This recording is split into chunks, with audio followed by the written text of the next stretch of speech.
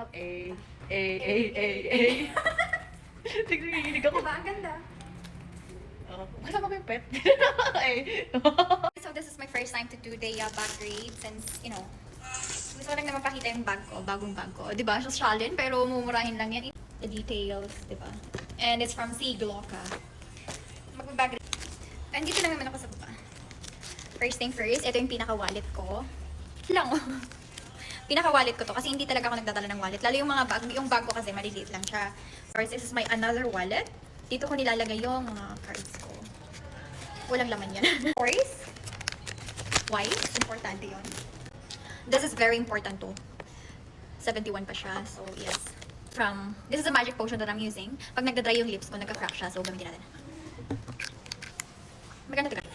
I don't know if you can see it, but yes. In the shade of. And then, another wipes. This is individual wrap. Mas gusto ko to kaysa yung pang maramihan. Kasi pang face naman. And then, of course, mirror. O, diba?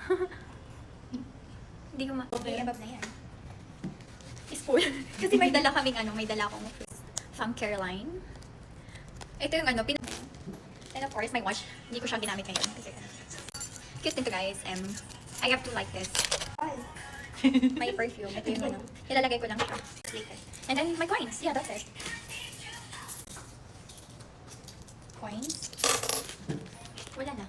Maganda to guys kasi tignan mo. May dalawa siyang compartment here and even here. So sa mga mahilig na girlies na mahilig sa mga maraming nilalagay sa bag just like me, pag walis ako. Para sa mga dyan. Dito sa mga college.